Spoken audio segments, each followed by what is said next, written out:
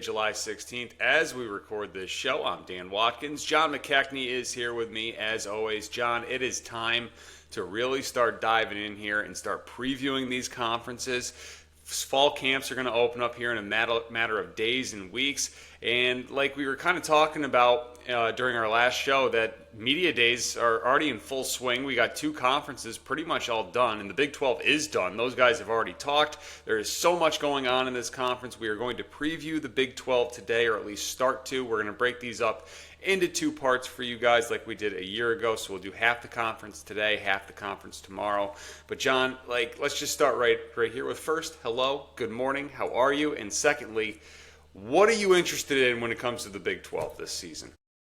Man, well, I'm excited to break this all down. A lot to get to. It's Big 12 is always just a fountain of just entertainment. The ACC can be kind of hit or miss, and we know at this stage of the game, like the SEC and the Big 10 always delivers, but the Big 12 always has some great stuff to kind of fill our weekends. I feel like it's a little bit underrated as a conference. It sort of gets talked about like the redheaded stepchild of the power conferences, but I would argue right now that that's more so the ACC. I mean, there's a lot of change, especially at quarterbacks in a lot of these spots. We're looking at Arizona State and Baylor, both of them, having the big quarterback changes to deal with. Obviously, the Texas Tech stuff. It was one of my big storylines coming into this entire season, and really, I think one of the big kind of points we want to make here over the course of these Big 12 previews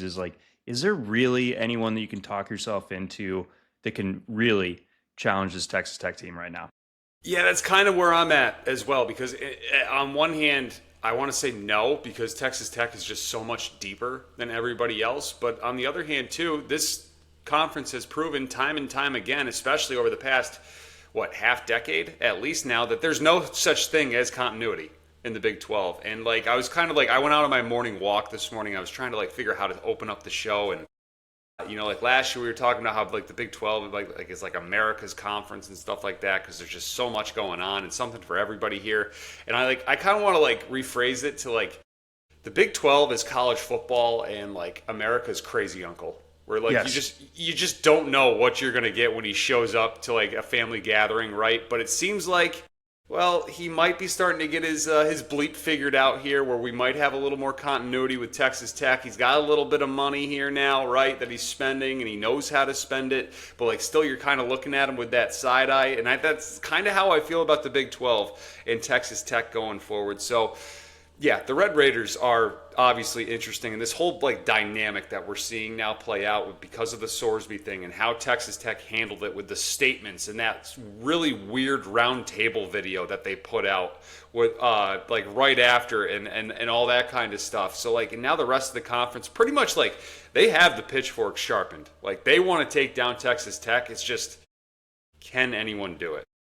Yeah, they're going to get everybody's best shot. It's sort of one of those NFL teams that is reigning Super Bowl champion. That every single week trying to repeat that you are going to be getting everyone's A game every single week. So this, even if on paper it doesn't look like a gauntlet for Texas Tech as far as the schedule goes, they will be getting the best shot every single week. So that's going to be fascinating to see if they're able to kind of keep their composure and not slip up. And I do think I saw one additional salacious thing from the Texas Tech realm of things. And I know that super booster kind of became a celebrity, right, during the whole Sorsby saga.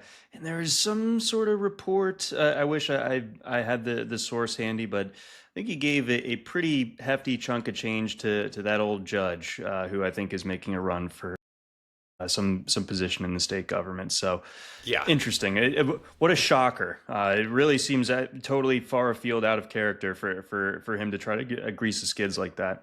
Yeah, absolutely. And we're going to break down Texas Tech on this on part one here today. We'll do that in a few minutes. Another thing that really interests me, John, is what's the follow up for BYU? How do they follow up 2025 with which what was an incredible season for them, right? Bear Bachmeyer, is there any sort of sophomore slump for him after what was an excellent season as a true freshman a year ago? BYU is now another team that, as you were just kind of talking about, Texas Tech's going to get everybody's best. BYU is going to get that too this season. They're not going to sneak up on anybody. They just missed the playoff a year ago. Kalani Sitake stays there out in Provo. So that's really interesting to me. How do they follow that up? Because we've seen with Sitake in the past, right, where he's put together a good season here or there, but then like things kind of get off the rails a little bit. And for BYU, continuously trying to build this program and constantly be a team that's winning, 8, 9, 10 games a season, I think that's something that's really interesting here too going into 2026. Yeah, I think that BYU has the F word, finish. They got to finish because each of the last couple of years, they've rolled through the early part of their season, and then things have kind of fallen apart late there towards the end. I mean, they were really knocking on the door of the playoff 2 years ago as well when Jake Retzlaff was the quarterback. I think that was the year with the totally bananas ending to that game out at Arizona State. Obviously, last year they had a shot at unseating Texas Tech in the Big 12 championship game. Did not work. Could not move the ball whatsoever in that game. So they took their licks in that one. Let's see if they've kind of learned something that they can apply here after these last 2 years of being tantalizingly close, like a crumble cookie. Can they get over it? Yeah, that's interesting, and a couple other fun ones too in this conference because there's just so much fun in the Big 12, right? Like all the changes at Oklahoma State. How's that going to work? Can Eric Morris pretty much just bring in a really good North Texas program and put it in the Big 12 and see how this works? Because that's basically what they're doing with the transfers of Mestamaker and Hawkins and a couple guys in the secondary as well. But like, I'm really interested to see what Oklahoma State does. And then one other one too that just like, it's just the sicko in me. Like, we all know Dave Aranda's on the hot seat, right?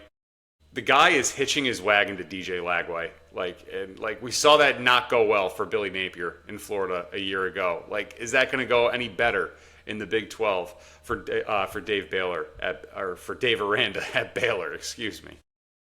Lagway. I mean, if we just go in the time machine to last summer, how excited were we about this guy, right? Like, I mean, it was such a loud finish to his freshman year in Gainesville. Everyone was like, like Florida might be back simply because they have DJ Lagway. Like he was that big of a deal going into last year, and it just didn't go well. He didn't take those steps forward. Florida just had the disaster start to their season, losing to USF and everything, and things were just sort of off the rails from there. So I do believe in the talent pretty much when it comes to Lagway, or at least I think that we can expect that he has the ability to build on what we saw his freshman year. And I do think that like the fresh start is something that could work out well for him. If I remember correctly, he's a Texas kid. That's sort of what steered him to going to Baylor. So I think this is a good spot for him, a little bit further from the glaring SEC spotlight. So, I think, he's going to be able to, maybe stack some wins early in the season, get himself feeling right. And all of a sudden, we're looking at Baylor, on the fringe of being ranked here by the time we get to October, if things are going well.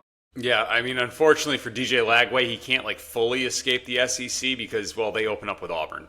In a neutral site game in Atlanta, and there's some news that's come out this week that like the Auburn roster is going to get to split $6 million in NIL money because of that game or something like that. But it's nice little payday there for Auburn. We'll see what Alec Golish has with his first game there too. As that's going to be a fascinating game there, right in your neck of the woods in Atlanta, Georgia. So before we take a look at the odds board and start diving into these teams, any other big picture items in this conference that you want to talk about here? Let's see. I mean, you covered OK State. I'm interested to see also Arizona State and how they're able to work it in the post Levitt era. But we'll get to that on the next episode. I'm excited to get to West Virginia as well. I'm still holding out hope that Rich Rod can actually have a nice little second act in Morgantown. I know last year was a little bit rocky. Some things didn't go their way. Quarterback gets Marchiol doesn't work out, and they get Scotty Fox going, but now they bring in Hawkins from Oklahoma from a couple years ago. So I'm keeping a close eye on this West Virginia team, but that and we're also going to get to Colorado and how on fire is this dumpster? Because Yeah. to me it's smelling pretty bad. I think we're reaching biohazard levels here in Yeah. Boulder. Yeah, and that summer heat is just like adding to it too, just making it really stinky. So, yeah, we will talk about those teams: Texas Tech, BYU, Kansas. We will get to Houston as well, TCU, Baylor, Colorado, West Virginia, so on and so forth here in part one of our Big 12 preview. Before we go any further, though, just want to say thank you very much for watching, guys. Make sure you are subscribed to the YouTube channel as we're growing here. We're getting back in the full swing. We're doing these conference previews. We will be out with shows weekly now at this point. College Football Tailgate. Find us on YouTube, Spotify, Apple Podcasts, whichever way you prefer to consume the content. We appreciate it. Thank you very much. Like the video as well. That helps us too. You can find us on Twitter at CFB Tailgate 25, and as always, a lot of fun over on our TikTok page at CFB Tailgate, where, John, we are already taking heat for not including Indiana in the top 5 for our what we think the AP is going to do going for their preseason rankings. Like, taking a bit of a break for a spring hiatus, as it were. We had to take finals and do our family beach vacations before getting back in the lab and everything. But the way that we exist on TikTok just always cracks me up. Like, all of a sudden I look at my app and, like, that I have way more notifications than I normally would, and it's like, who's mad at me now? Like, Right. Which fan base did we piss off?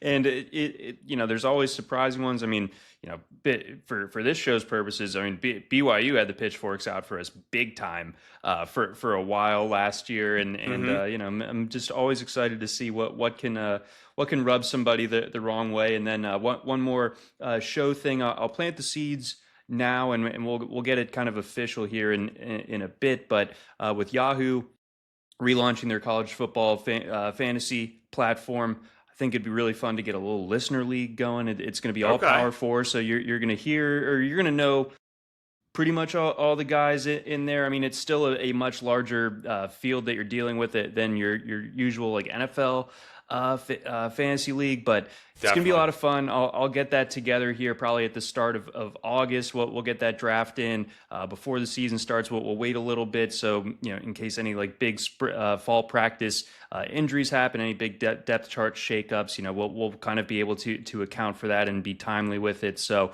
be on the lookout for that on our socials. Love that. Yeah, can't wait to hear more about this. You started talking about this the other day as well. I'm excited. I've never done college football season-long fantasy, so I think I'm overdue now that Yahoo's back and you're setting this up. So I'm very excited for this and see just how that goes and kind of spar with some listeners when it comes to fantasy football. I think that will be a lot of fun. Absolutely. I love college fantasy football. Obviously, that's how I cut my teeth in my professional career, running that section over at RotoWire. Kind of niche. It's definitely a different speed than your regular NFL fantasy leagues, but at the same time, like, it's a lot of fun. There's so many different ways that you can play it, and you can, like, kind of really sink your teeth into the offenses, the matchups. Like, do these guys go really fast, or are they really run heavy? Like, the system stuff really matters a lot in the CFF landscape. So interested to see how many true ball knowers we have out there listening to us. Yeah, it kind of brings me back to our monkey knife fight days, if you will, a little more or less there. But yeah, that's a lot of fun. And the Big 12, I would have to assume and imagine, has a lot of guys that are pretty darn good fantasy options just with the way this conference has been. So as we start to dive in here, Big 12, you look at the odds boards over on DraftKings, right? Texas Tech is the heavy favorite to win this conference. I think, and rightfully so, John, you just take a look at everything and just kind of throw it all into the pot, bake it together, right, between just this talent roster, what they're bringing back, what they added into the portal to backfill. I mean, quarterback questions be damned, right? Will Hammond, we saw him a little bit last year. It sounds like he's going to be ready to go to start the season.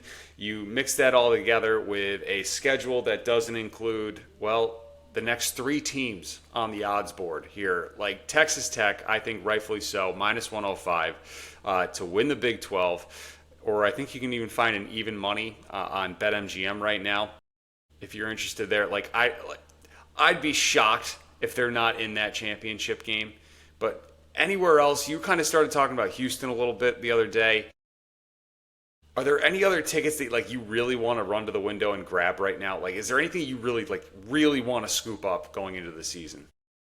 As far as winning the Big 12 itself, it's really hard to feel great about anything other than Texas Tech unless you wanted to hedge with BYU. But I am going to be interested in taking some win totals for this conference. I think there's going to be a lot of volatility, and I think there are some softer numbers out there. I'm going to be interested in West Virginia, Oklahoma State, and Houston. I really do think that Houston could be the sort of dark horse in this conference, and we'll get to that a little bit further. And I think that the bottom of the Big 12, unfortunately, could be pretty rough. So that's going to kind of like allow a lot of these teams up above to stack some easy wins and kind of have less scar tissue on them by the time that we get to November. Like Cincinnati, Iowa State, like you just kind of feel bad for where they're at in their kind of journey. Colorado, like we were saying, and I think the bottom might be falling out at Kansas, unfortunately too. So I mean, I think that there's some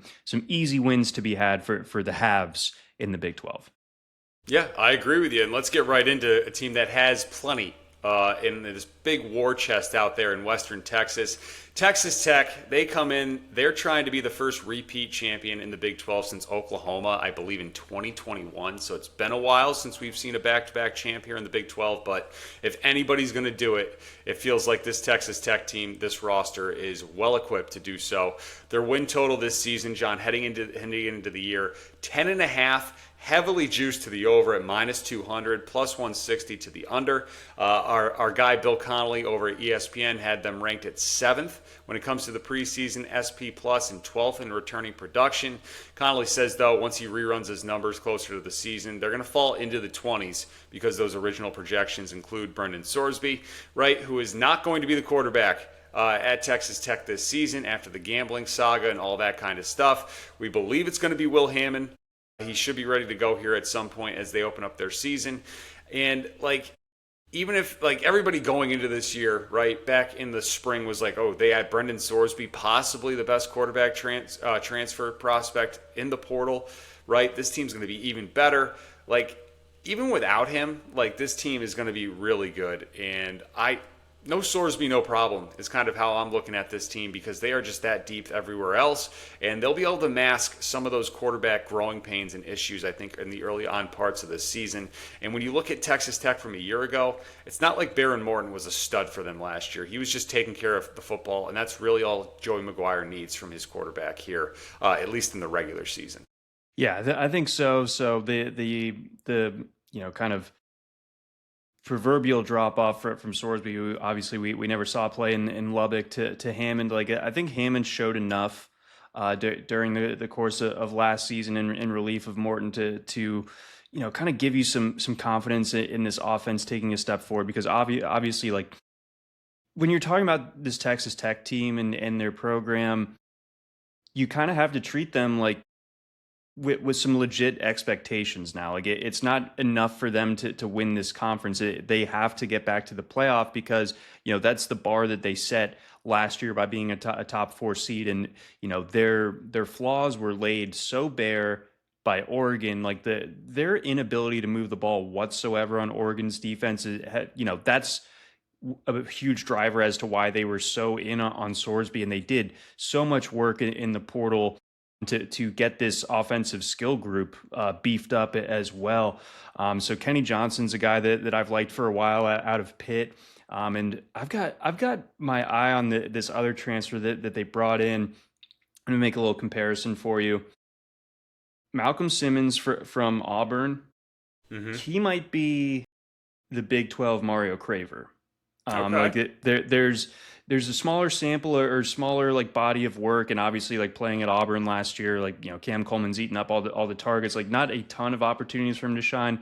I do remember specifically him looking really good against Alabama though, and he just kind of has that that elite speed. Like you're not going to pile on a ton of targets, but he's that guy, that like kill shot guy that can take the top off the defense. So he may not be like the target leader for this Texas Tech program, but Malcolm Simmons is an electric factory. So you get him. You've got the three-headed monster now in that backfield with Dickey, Jacoby Williams, and Quentin Joyner. Joyner coming back from the preseason injury last year, and for my money, one of the best tight ends in college football as well returns with Terrence Carter. And kind of like a Isaiah Likely type of guy, a little bit undersized for your traditional tight end, but bigger than your normal receiver too. And, like 6'2", 240 something and with great movement skills. Terrence Carter is a real kind of like X factor in this offense. So that there are ways in which this offense can look a lot better. I will say, and based on our TikTok comments a little bit, I may have overstated the step back that this Texas Tech defense is gonna make. I do think it's a big deal that they lost all those guys, right? But it does feel like they did kind of like restock and reload as far as the edge personnel in particular through the transfer portal. So it may not be as dominant as last year, but it is going to be very, very good. Probably the best in the Big 12. Yeah, it should be. Absolutely. But just to kind of tie a bow on the offense and the quarterback situation, whoever the quarterback is, whether it's Hammond or whether it's Kirk Francis, who they bring in through the portal as well, they're going to have plenty of weapons and options and stuff like that. And this offensive line is probably the best in this conference as well. They've returned 3 starters. They are upperclassmen laden throughout it. A lot of guys, very seasoned players on that offensive line to go with possibly the best running back room in the country, as you were just hinting at, right? You got 2 guys in Dickey and Williams who combined for nearly 2,000 yards and 25 touchdowns a year ago. Then you had Joyner to that too after his injury from last season. But yeah, going to be very impressive. They're going to be all the lean-on teams on offense, and I don't think they're going to have any issue, at least in the regular season, moving the ball and putting up plenty of points. And then defensively, yeah, I want to make sure we mention these 2 guys here, right? So you're replacing David Bailey, who was an absolute stud, but they've done a really nice job backfilling here. Trey White and Adam Trick are the 2 guys they bring in. White had 19 and a half sacks over the last 2 seasons at San Diego State, and Trick finished with 12 and a half tackles for a loss at Miami of Ohio last year. So they are bringing in some nice pieces there on defense, and they're like, it's not just the defense too, John. Like, they're replacing a school record 9 draft picks from the 2025 team. So lots of work with there. But I really do like the additions that they have made, and they are putting their money to good use. Let's just put it that way. Yeah, they are happy to be existing in this era. They are set up particularly well to get these type of talents in the door in Lubbock. So it's wheels up for this team.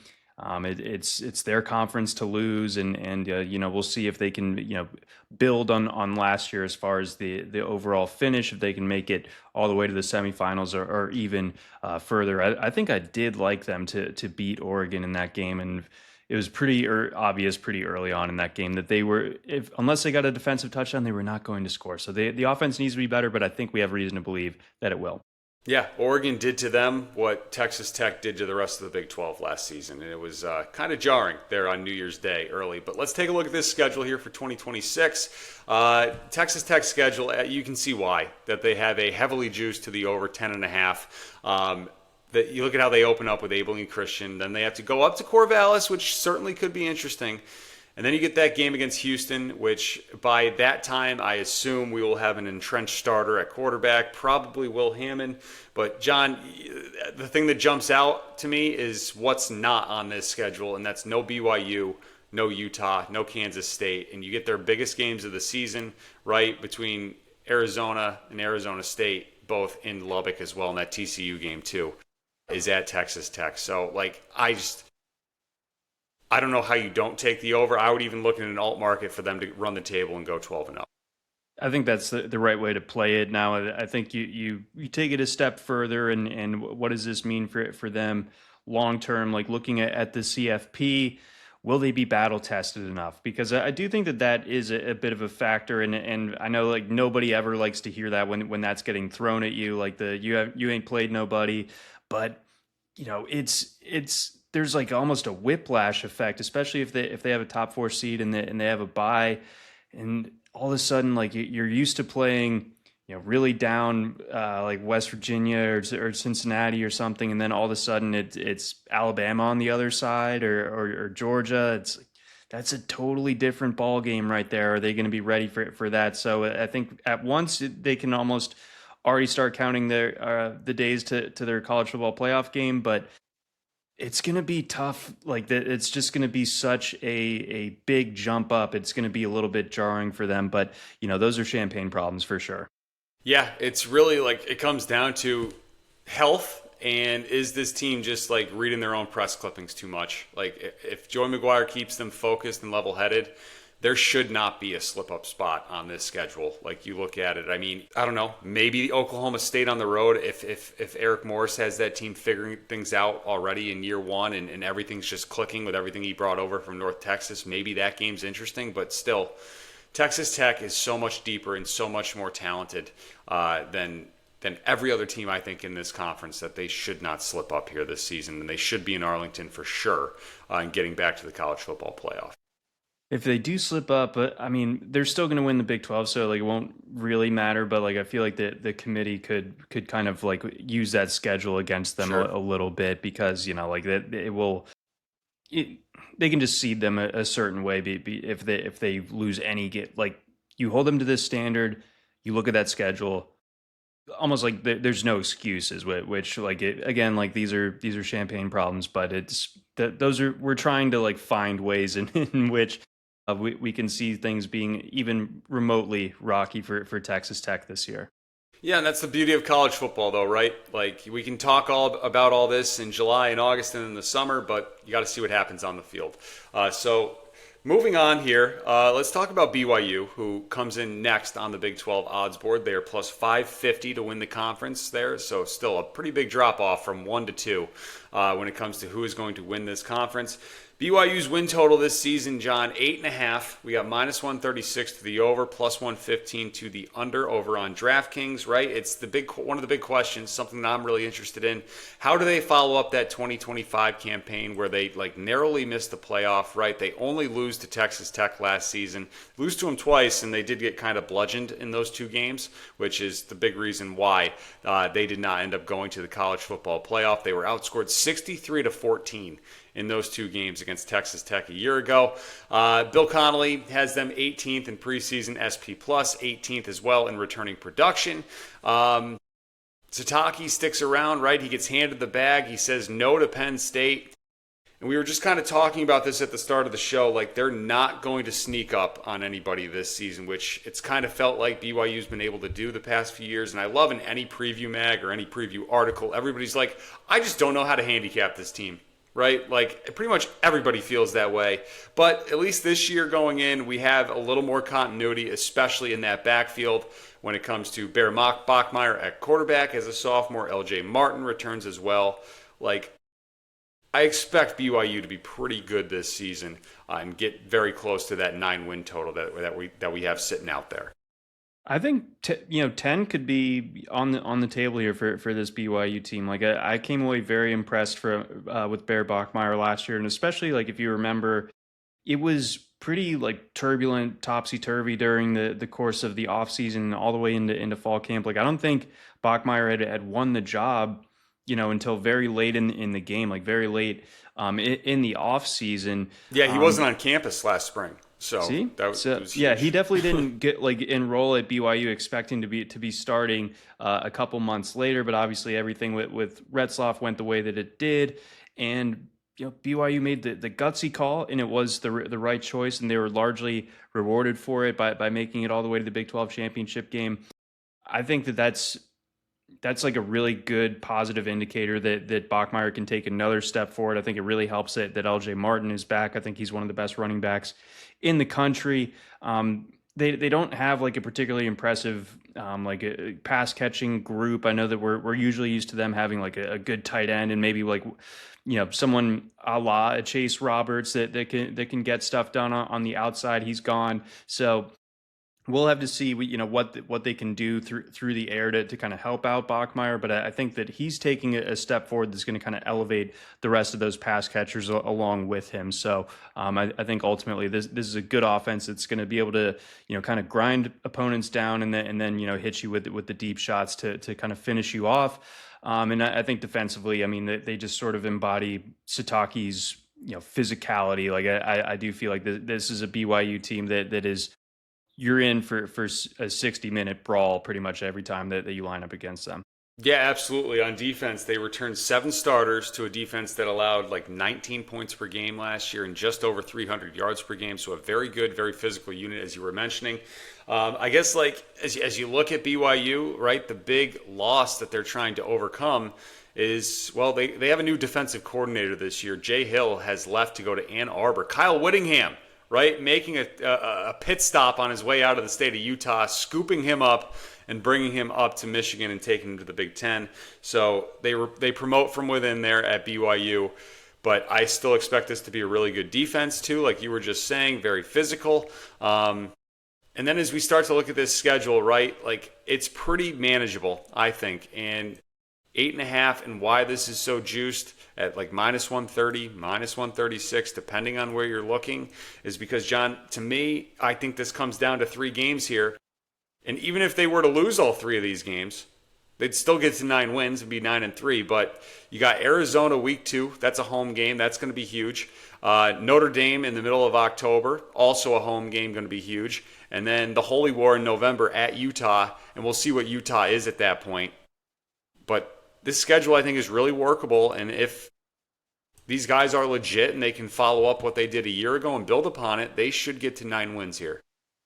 Yeah, I'm bullish on the over for this BYU team. Like I think that Arizona early, that's a legit test and everything. They still have Fafita somehow, but I think there's only one like kind of guaranteed loss I think on that schedule with Notre Dame, but it is going to be in Provo, so there is something to be said for that. But once you get beyond that, I think you have to like kind of squint and tell yourself a bit of a story to really feel shaky about BYU's chances in most of these games outside of those 2 plus Utah, and we'll get to Utah.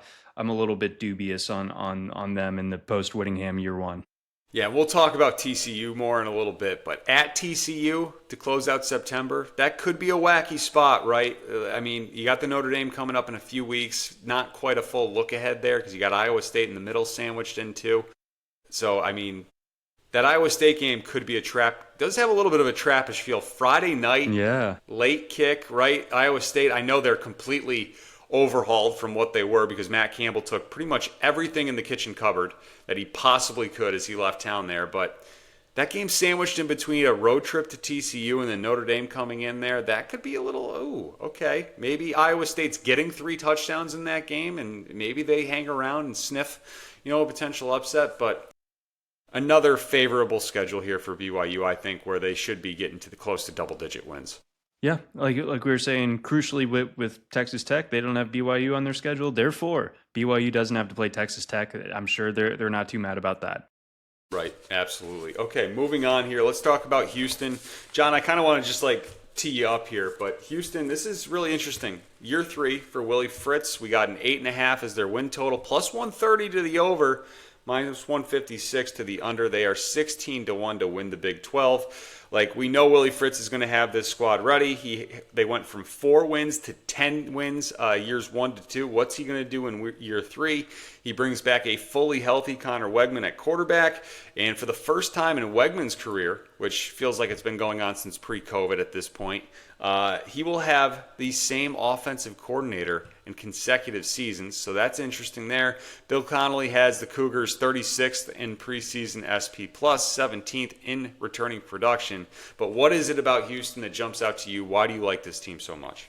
I think it's the offense, and I think that Weigman, not to draw like the direct parallel to DJ Lagway, but he needed a fresh start after kind of being like one of the faces of that huge Texas A&M recruiting class that got everybody rattled, including Nick Saban, and it just didn't work out for him there. But he goes to Houston, kind of rebuilds himself, and had kind of showed the type of guy that he was supposed to be as a prospect coming out of high school as a 5-star. So he's and if we were like power ranking the quarterbacks in this conference, like he's right near the top. So that's a big start for them. Mekhi Hughes, great year at Tulane a couple years ago, was supposed to be the guy at Oregon last year, or so we thought.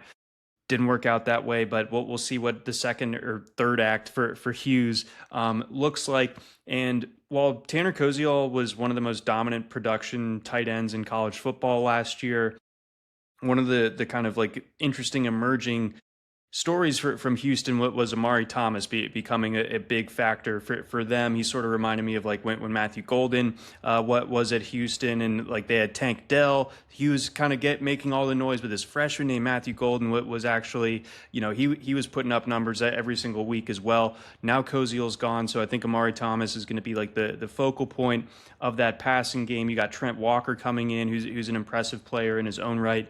And I was talking to you about this on our last show, but in regards to Koziel leaving, this was a late night bowl season. I'm at the in-laws and everybody's asleep type of moment. But I'm watching the UTSA bowl game, and I couldn't help but be extremely impressed by Patrick Overmeyer and thinking, oh yeah, someone at a much bigger program is gonna get him in, and I think we're gonna start to see him, kind of establish himself on the national scene as far as tight ends. So Patrick Overmeyer, my one of my favorite kind of like under the radar guys to watch this year, whether it's transfers or as just kind of general tight ends. I think that this is a guy that starter kit to maybe a guy that's playing on Sundays in a couple of years. I like it. And that's just worth watching just to find out if you were, maybe had a little too much eggnog, or if this kid really does pop or not. So that's definitely going to be worth watching. But yeah, you pretty much read any sort of like preview mag or anything like that article. Everybody seems to absolutely love this Mekhi Hughes pickup in the portal. I mean, Fritz had this guy. I believe he recruited him to Tulane a few years ago, right? Has a really good couple of back-to-back really nice seasons there. And then, as you mentioned, like, he gets just 17 carries at Oregon a year ago. So now he goes back to Willie Fritz. He's down there in Houston. This offense should have a lot of firepower defensively. They're going to be led by their secondary, which is upperclassmen laden throughout. They returned 3 starters to that group. And then as we start to look at the schedule here for Houston, I think this is a pretty tough schedule here for Houston. And there's 3 pretty big games on this one that, 8.5, I see why it's at plus money. As I pull up the schedule here, you got to go at Texas Tech in September. That's going to be a huge game. That's a Friday night game in Lubbock. At Kansas State in October, at Utah a few weeks after that. You got Oklahoma State sandwiched in there in the middle too. And then you got the Colorado, West Virginia, and Baylor trio there to close out the season. We'll see what any of those teams, if they're even standing, if they still have their head coaches, what they're looking like at that point. But there's some tricky spots on this schedule that they're going to have to navigate through. But are you confident that they can get to that 9-win mark? I'm going to stop short of that. I think we're looking at 8-4. I think we're looking at a good season, but unless Weigman really is like a difference maker of a certain caliber, I think that there's probably going to be a couple weeks where they end up being stuck in the mud, or the defense lets up a little bit too many for the offense to catch back up. So I think 8 wins is about the right play for them. Bill C has them at like 7.5 wins. So take that for what it's worth. But 9 is kind of a big leap from 8, and I just think that 8 sounds like the right number for this Cougs team. Yeah, like, I don't know. I'm looking at that schedule, man, and they have to go to Texas Tech, to Kansas State, and to Utah all before the end of October. Like, we'll see what this team is looking like when we get to November 1st, and if that 9 win, if your ticket's even still alive at that point, might be hanging on by a thread. So those are 3 really, really tough spots for Houston there, and yeah, I just can't quite get to that 9-win mark either. So they're going to be a fun watch, if nothing else, and I think like even if they lose, like the game against Texas Tech and everything, like it wouldn't surprise me if we were looking back at the end of the season and like it's like hey, Houston gave Texas Tech like the best shot that anyone did all season, but that obviously still end up in the L column. Yeah, it would not surprise me there too. A lot of people have that game circled right off the bat there in week 3 as they open up conference play.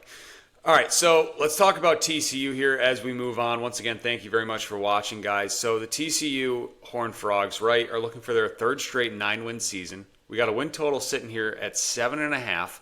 It's plus 134 to the over on DraftKings. We got an under at minus 166. Bill Connolly has them ranked 34th in preseason SP Plus, and they are 69th. That's nice and returning production there.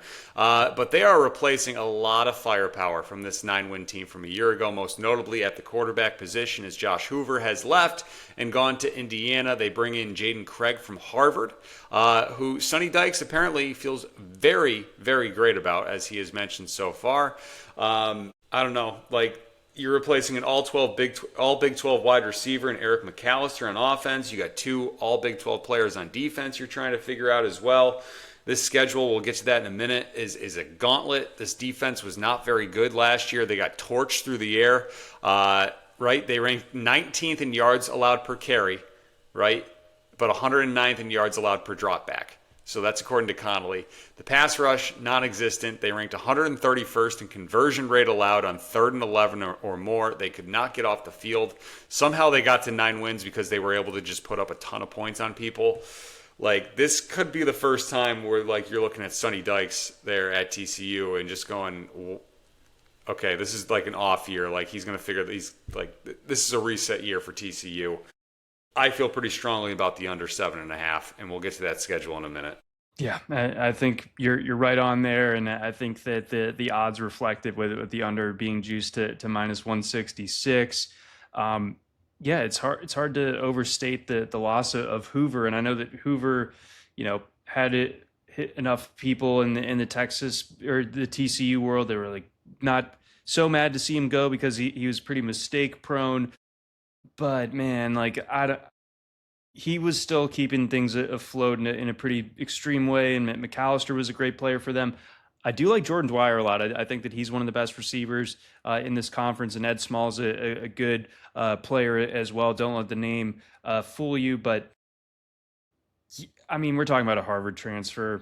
Like, I'll believe it when I see it, and I think that's when the table is set in a way where, like, this is a team that is built in a way that they need to score to win, and we have a guy making the leap from the Ivy League to the Big 12.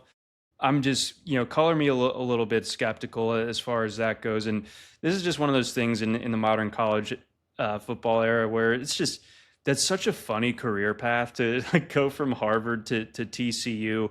I always laugh about in terms of like great journeys through the college ranks. I think it was Mike. What was it? Mike White from Mike Wright from Vanderbilt, who went to Miss State, who went to Northwestern, and then he went to East Carolina. So like it literally all flavors of college experiences and levels of education for that young man. So yeah, interesting move. Maybe he's into animal husbandry or whatever it is that is the great academic program at TCU. So I pull up TCU's schedule here for us. Let's take a look. Yeah, John, Sonny Dykes has his work cut out for him this season. They open up with North Carolina. Let me make sure I can pull that up there for you guys. North Carolina, who they get, I believe that's a neutral site this year after what TCU did when they went into Chapel Hill on Labor Day night a year ago and what they did to Bill Belichick in his debut. They put up like 60 points in that game. It was awesome. It was crazy. Yeah, no, it was awesome. It was pretty awesome to watch there. But yeah, 7.5. They might not win another game after Halloween. Look at that November. That is an absolute gauntlet. You go at Arizona, home Kansas State, home Utah, at Texas Tech to close out the season.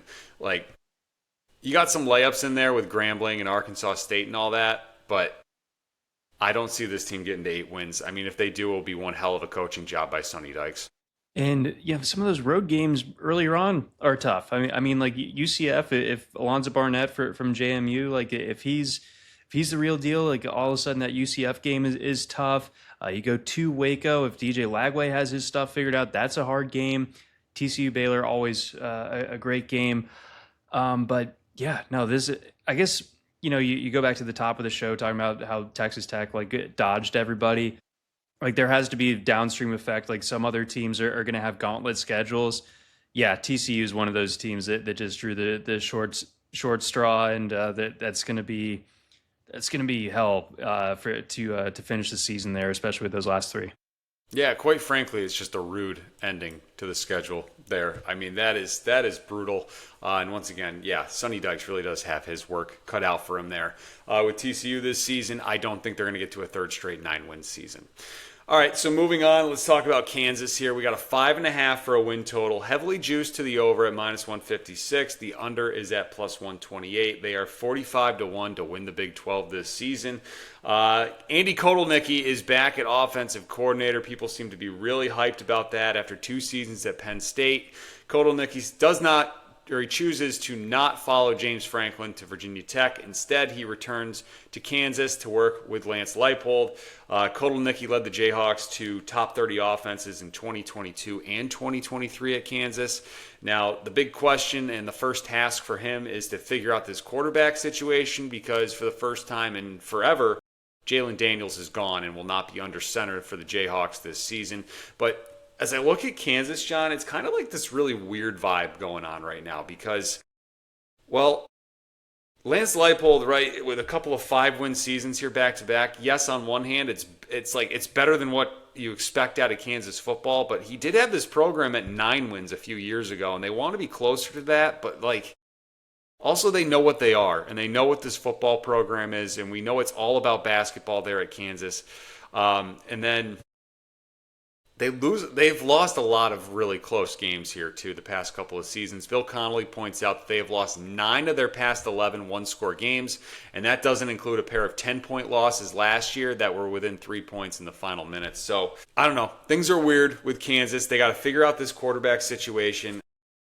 Kotelnicki, it's nice bringing him back. It's a good story, and we'll see how that plays out. But and I really do like the Dylan Edwards pickup, too, coming over from K-State after transferring from Colorado before that, coming off that injury.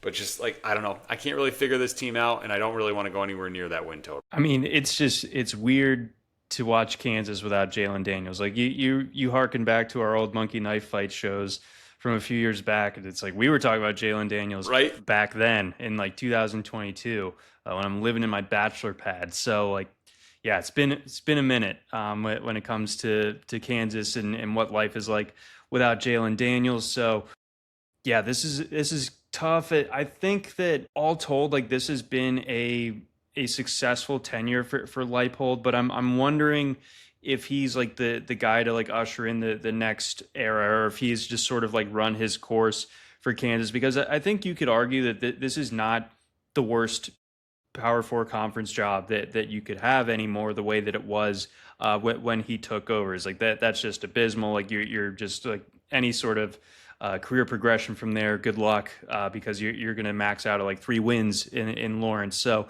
it's been a success. It just feels like we're kind of at the end of the Leipold era.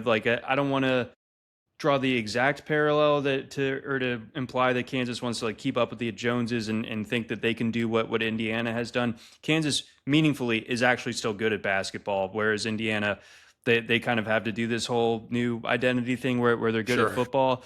Instead, Kansas is actually still very, very good at basketball, so that there's a little bit less heat to get some juice into this athletic program via the football team. But I think you can also look at Indiana and be like, hey, we have a lot of money, and we can find a way to get a coach in here to kind of maximize what our program has, and kind of get us back to where we were a couple years ago, where we were very plucky, challenging for almost double-digit wins, that type of thing.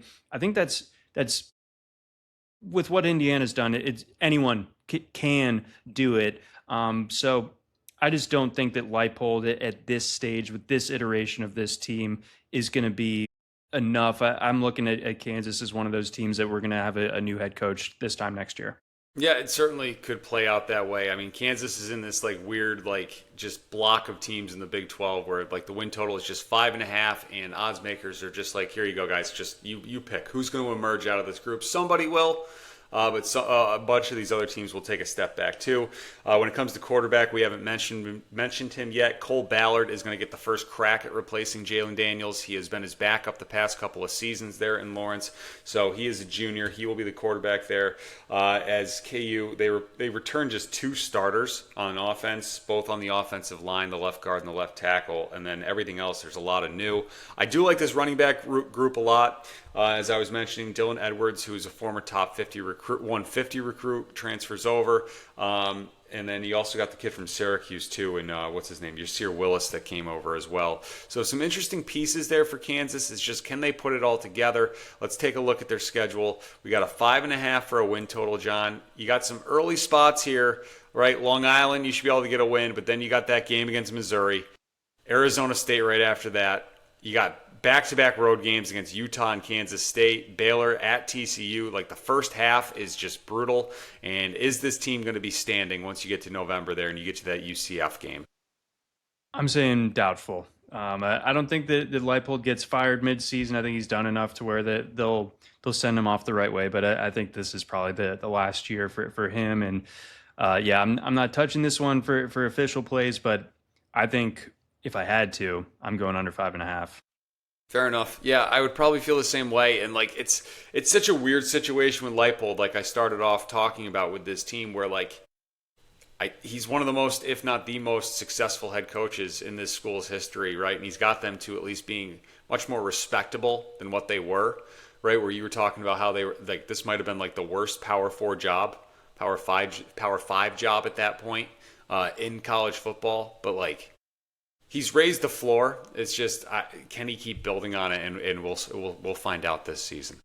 There's gonna be a need for like some good fortune. Like the way that Jalen Daniels' career panned out, like that was not what like anyone could have realistically expected. Like for a while there, I mean, the end wasn't great. It had a ton of injuries, but like for a time there, like Kansas hosted game day. You know, like Right. that did happen. While Jalen Daniels was the quarterback, so there's going to be a need for a stroke of luck to kind of reinvigorate things. But I'm you can't really look at what's on the board there and what's on the depth chart and be like, oh yeah, no, like this is actually going to be they have their next guy and it's going to work out great. Yeah, so it's going to be interesting to watch. And I throw out that word interesting because that's how I feel about this next team. And let's talk about Baylor. The Baylor Bears. Win total sitting at 5.5, John. Preseason SP Plus, Bill Connolly has them ranked at 51st. They are 61st in returning production. Dave Aranda is one of those coaches on the hot seat this season as we head into 2026. And what does he do? Well, he brings in DJ Lagway. And that's going to be just, I feel like, must-see TV. How is this going to work? And DJ Lagway with some interesting quotes here. Quote, every day I wake up, it's a blessing because I'm living 6-year-old me's dream. That's what he says. So if your dream is from going from power SEC, Florida football to transferring to Waco, Texas and playing for Baylor, then hey, there you go, DJ. You got your dreams are coming true here. Baylor is, we got that win total at 5.5, as I mentioned. The over is -166, so pretty heavily juiced there. They are 45-1 to win the Big 12 as well. The surprising thing about Baylor and last year is just how bad this defense was. Like, they were atrocious. They wasted a pretty darn good season from Sawyer Robinson at quarterback. I believe Baylor, they did not win a single game or every single game that they didn't score 30 points in, they lost. So, like, it was brutal, right? So what does Aranda do? Well, he gives up defensive play calling duties, which is interesting. He brings in Joe Klanderman from Kansas State, who was there for 6 years as the DC. He's bringing 4 K-State Wildcats with him. And they also got a transfer in from Indiana, who started at defensive tackle last year for the Hoosiers, and Hosea Wheeler. He comes in, so you got to think that defense is going to be a little better. On offense, they returned just 1 starter from this team from a year ago from what was a pretty good offense. And that's just the right tackle there. But, like, Dawson Pendergrass is supposed to come back off of an injury in the backfield. like you got to see something from this defense, and that was just something that was just so jarring. And I think that's what the higher ups at Baylor are looking at too. Like Dave Aranda is supposed to be a defensive guy, and that's where he cut his teeth as a defensive coordinator. And that defense was just absolutely brutal a year ago. So yeah, this team, they gave up 30 or more points, guys, in 8 of 12 games last season. Like, gross. I mean, their defense was so bad that for a brief moment we thought Jackson Arnold was good, right? Yikes. Like that's a thing that happened on that Friday night game against Auburn. So yeah, that a change needed to be made there. It's always weird when a guy whose calling card is something, whether it's offense or defense, and then that unit stinks. But that's what it's been at Baylor recently, with their defense just being like way behind and them just kind of having to be so reliant on scoring to keep pace and have any chance. I like the moves directionally to bring in a new defensive coordinator and bring in some guys from K-State. That's a good physical program, but I think that this is a team that was more than that in terms of like changes away from being a good defense. So if they can get like close to average, that I think is a win for them. And I think if the DJ Lagway experiment works, then all of a sudden we have a pretty interesting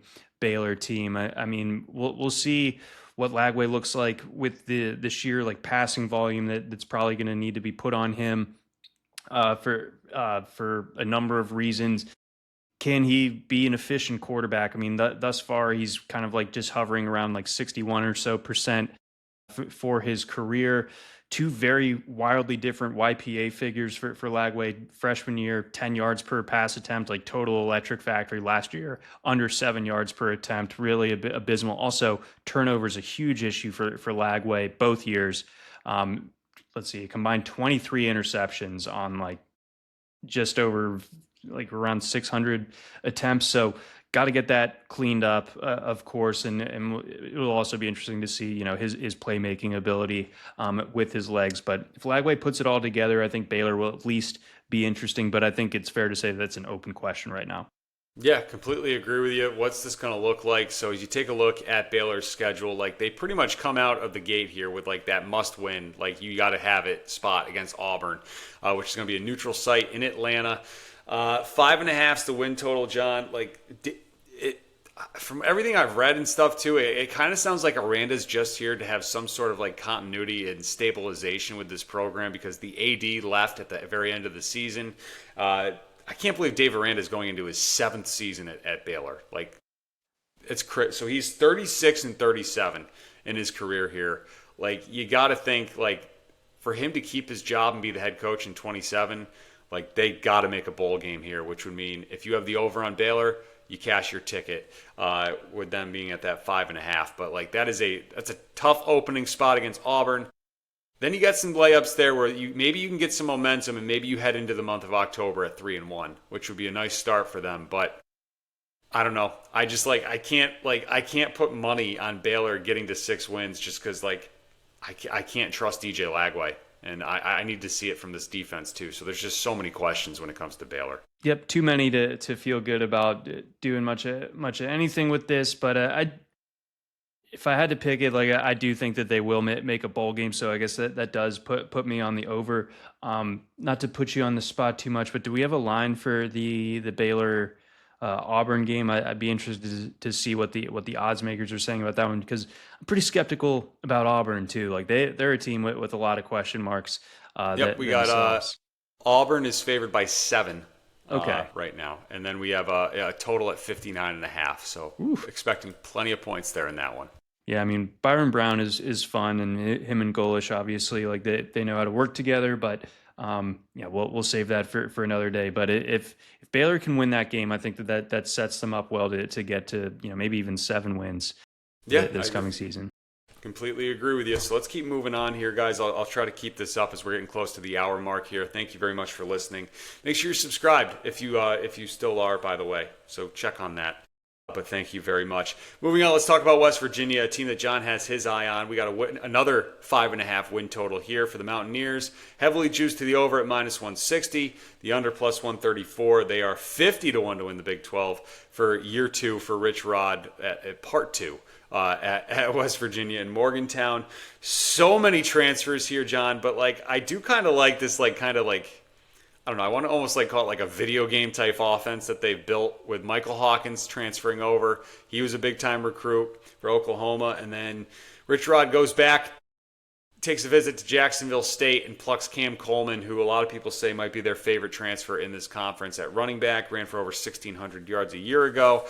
He led the, I believe, yeah, he was the leading rusher in D1 at Jacksonville State with 1,659 yards last year and 16 touchdowns. They add 5 guys to the offensive line with a combined 91 starts.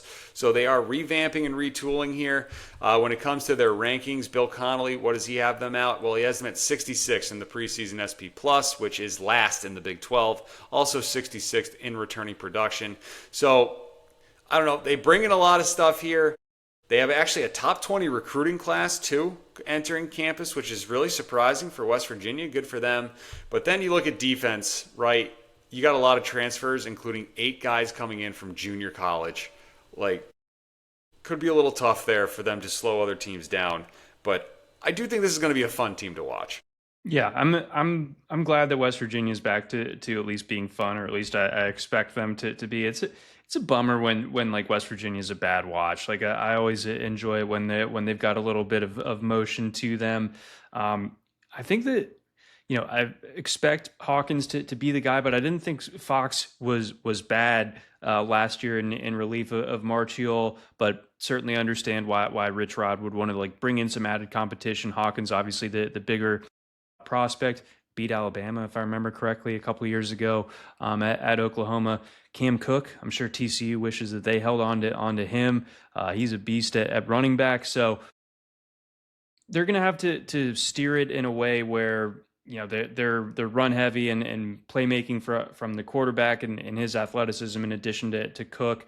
Cook is going to have to be like a total workhorse for them. I mean, I'm looking at like CJ Donaldson type of stuff from a couple of years ago, just kind of Mr. Everything for that offense. I think you have to expect that though, right? Like that literally is their meal ticket, is just give Cook the football. Yeah, and you know what? There are worse meal tickets in this conference. So I think if nothing else, Cook being a game breaker like that, I think will push West Virginia close to this total. I feel better about Baylor getting to 6 than I do West Virginia, but I'm probably going to watch more West Virginia this year. I'm excited.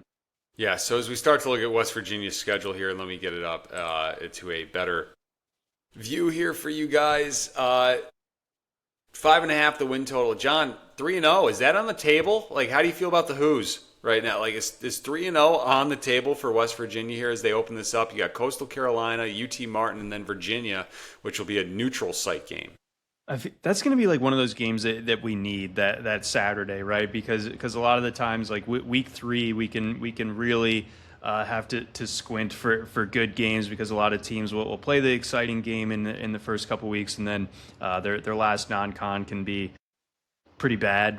So I think that we need this West Virginia game to be good that evening. So that's going to carry our Saturday night in week 3, but. I think they can beat Virginia. I don't see necessarily why they couldn't.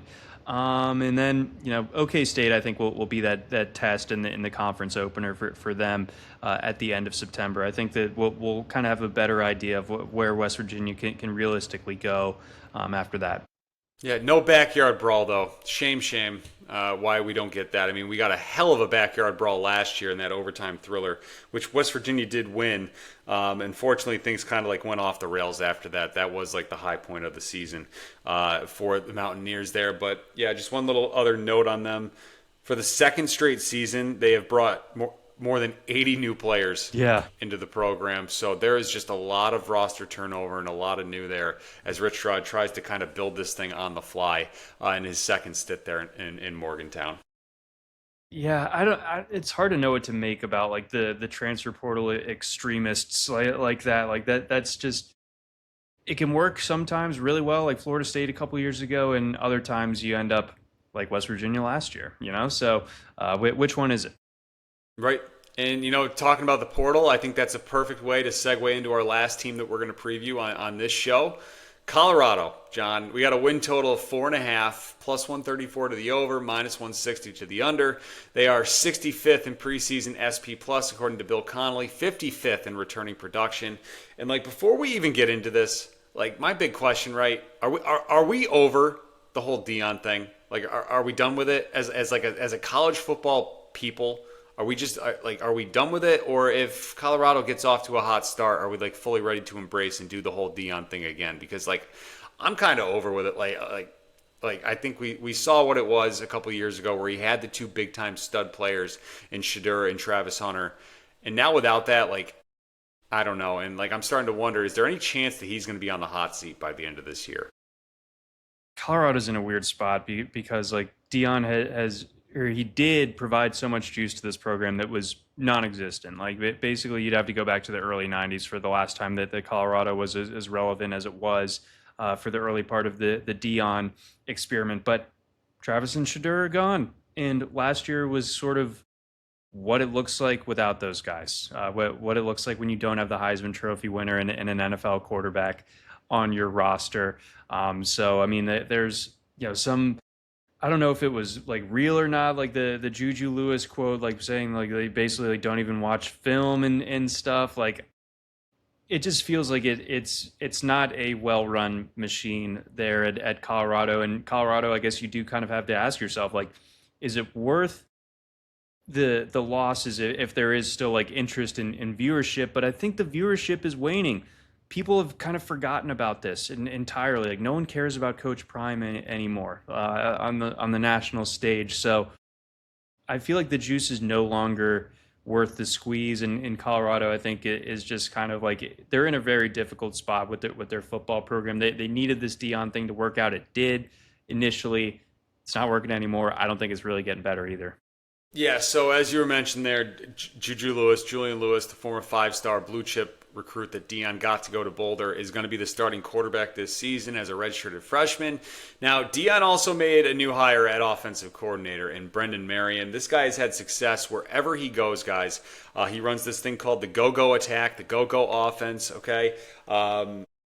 Which puts up pretty much 30 points per game wherever he is, whether it's UNLV or Sacramento State, where he's been the past couple of years. He was a high-level assistant, not quite the coordinator at Texas, but he helped some of those teams and really like helped mold Xavier Worthy and stuff like that when he was on campus in Austin. But this guy has already proven to just be a hell of a quote, too. Like, I pulled just a couple.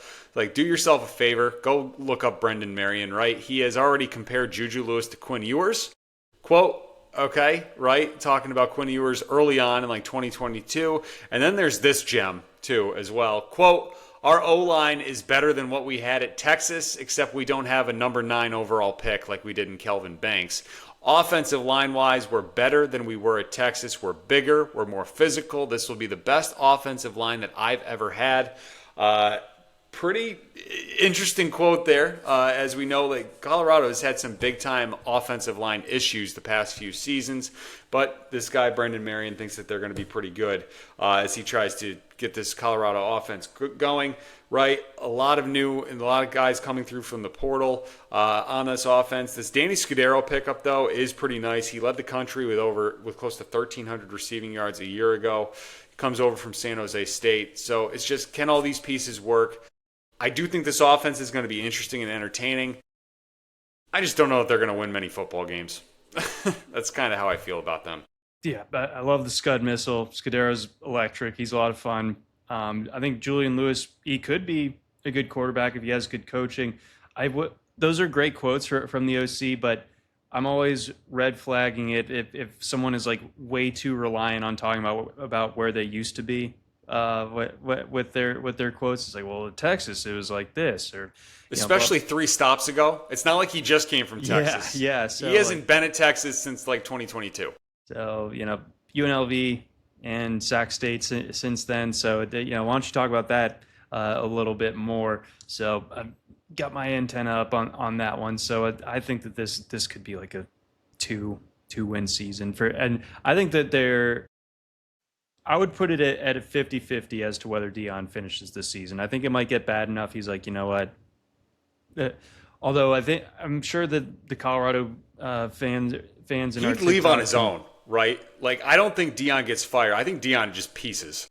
there's like a huge like financial, I guess, repercussion of it, like Okay. how he leaves Colorado. Again, I think the Colorado folks are probably well aware of the contract details, and like if he quits, he leaves X amount of dollars on the table. If he's fired, then he gets he basically owns the entire state of Colorado, that type of thing. So that will be interesting, but I think that it's going to be like beyond an open question. Like it's going to be like if Colorado if Colorado is talked about on the national stage at all this year, it's going to be centered on like how do they keep going with Dion? Like who's going to blink first in this game of financial chicken? Like are they going to fire him or is he going to quit? Right. Yeah, absolutely. And one other note here as we start to talk about their schedule quickly. Uh, they return zero starters on defense. So, I mean, that might not be a bad thing, after what we've seen. But yeah, 4.5 is the win total, John. Like, I'm looking at this schedule right now, and I feel like I'm looking at like a 1-11 football team. Like, I don't think they're going to be very good. Like, the Weber State, you got that one, but other than that, I'm not making a case for Colorado in any of those games. The way that they're going to get drubbed by Northwestern in Evanston, like it's just Is that and the opening of that new stadium too? That might be that, might right? be. So yeah, you won up to me. I said 2 wins, you said one, and you're probably right. It's tough. It's brutal. I don't have high expectations for Colorado this season, but it's going to be entertaining and dramatic, I feel like, in Boulder, no matter what happens this year, and that is definitely something worth keeping an eye on. All right, guys, thank you very much for watching. John, I guess we'll just tie a bow on things with this, right? Because we're gonna do part 2 here in a couple of days. We'll have that out for you guys as well, where we talk about the rest of the teams in this conference. But from the teams we talked about today, any favorite bets that you really have going into the season? I think I will lean towards Baylor getting over 5.5 wins, and I will lean towards Houston under 8.5, and Colorado under 3.5. Yeah, I like that as well. I know that doesn't leave us a ton of margin, but yeah, we looked at that schedule. I don't see any wins outside of Weber State for sure. So those are the ones that I'm digging. Yeah, I look at it's kind of a lame bet, but like Texas Tech to win the Big 12 at even money, like I just think that's a smart ticket to have, just because I think they're going to be in that game and they'll be heavily favored in that game, and like you're just setting yourself up to like not be in a bunch of juice or having to lay any points in that game where you just need them to win. So I like that. Alt market Texas Tech to go 12-0 at plus 200, I think, is a decent ticket too.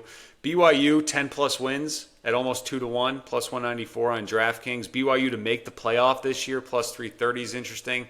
Or how about BYU just to reach the Big 12 title game at plus 180? I think those are all interesting ways to look to bet the Cougars. TCU, I'm going under 6.5. I just don't have it. I don't like it for Sonny Dykes there. Same thing with Kansas. I think it's going to be a rough year, under 5.5. And then, yeah, I'm really tempted by that Colorado under 3.5 wins at plus money. But yeah, like you were mentioning, not a lot of room for error. You might just be better off just like taking the money line against them and rolling it over every week instead of doing that. But it's tough there with Colorado anyway. Yeah, so I think we got a good card here from this group. Very good. All right, that's going to do it for us, guys. Thank you very much for watching. That is part 1. Make sure you're subscribed and, have those notifications on, I guess, too. We're not going to bug you or anything like that, but it will let you know when part 2 is out as we continue our conference previews here. For John, I'm Dan. Thank you for watching, and we will talk to you guys in a few days with part 2 of our Big 12 preview.